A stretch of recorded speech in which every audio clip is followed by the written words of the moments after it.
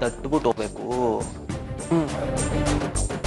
Ice madam ಅವರೇ, ನಾವು ಒಳಗೆ ಬರ್ಬೋದಾ? ಬರ್ಬೋದು. Thank you. ಏನ್ ಹೇಳು? ಅದು ಐಸು ಮೇಡಮ್ ಅವರೇ, ನಾನು ನಿಮ್ಗೋಸ್ಕರ ಪಟ್ನಕ್ಕೆ ಹೋಗಿ ಹೊಸ ಸಿಮ್ ಕಾರ್ಡ್ ತಂದಿದ್ದೀನಿ. ಇದ್ರಲ್ಲಿ ಸಂದಾಗ ಸಿಗ್ನಲ್ ಸಿಗ್ತದೆ, ತಗೊಳ್ಳಿ. Thank you. ಅದೆಲ್ಲ ಯಾಕೆ ಹೇಳಿ? ಥ್ಯಾಂಕ್ಸ್ ಎಲ್ಲ ಯಾಕೆ? ಹೌದು, ನಮ್ಮ ಮಧ್ಯೆ ಟ್ಯಾಂಕು ಎಲ್ಲ ಯಾಕೆ ಹೇಳಿ? ಕರೆಕ್ಟು, ನೀನ್ ಹೇಳ್ತಿರೋದು ಸರಿ.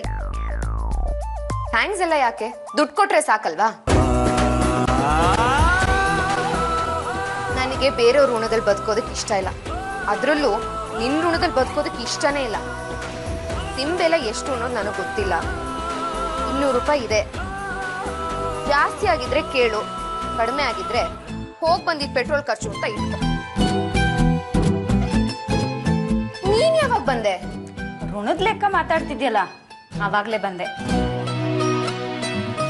ಅಕ್ಕ, ಹೆಣ್ಮಕ್ಳಿಗೆ ಇಷ್ಟೊಂದು ಹಠ ಒಳ್ಳೇದಲ್ಲ ಅಂತ ಅಮ್ಮ ಯಾವಾಗ್ಲೂ ಹೇಳೋರು.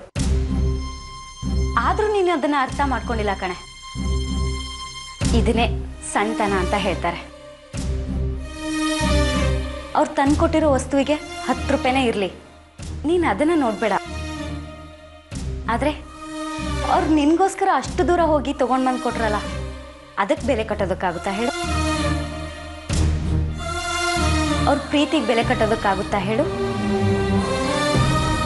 ಪಾವ ಸಿಮ್ ಕಾರ್ಡ್ ತರೋದಕ್ಕೋಸ್ಕರ ಸಿಟಿಗೆ ಹೋಗಿ ಬಂದಿದ್ದಾರೆ.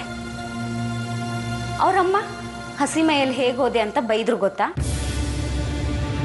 ನೀನು ಅದನ್ನ ಅರ್ಥ ಮಾಡ್ಕೋ. ಸ್ಟಾಪ್ ಇಟ್ ವಿದ್ಯಾ. ಯಾವ್ದನ್ನ ಅರ್ಥ ಮಾಡ್ಕೊಬೇಕು ಅನ್ನೋದು ನನಗೆ ಗೊತ್ತಿದೆ. ಅಕ್ಕ, ನಾನು ಹೇಳೋದನ್ನ ಸ್ವಲ್ಪ ಕೇಳೆ. ಒಂದ್ ಸಿಮ್ ಕಾರ್ಡ್ ಕೊಡ್ತಿರೋ ಬೆಲೆನು ನೀನ್ ಯಾಕೆ ಅವ್ರಿಗೆ ಕೊಡ್ತಾ ಇಲ್ಲ? Can you please stop it Vidya? ಆ ವ್ಯಕ್ತಿ ಮತ್ತೆ ಈ ಸಿಮ್ ಕಾರ್ಡ್ ಎರಡಕ್ಕೂ ವ್ಯತ್ಯಾಸ ಇಲ್ಲ. ಹಾಗೆ ನೋಡಕ್ ಹೋದ್ರೆ ಈ ಸಿಮ್ ಕಾರ್ಡ್ಗೆ ಜಾಸ್ತಿ ಬೆಲೆ ಕೊಡ್ತೀನಿ ನಾನು. ಅದನ್ನ ನೀನ್ ಅರ್ಥ ಮಾಡು.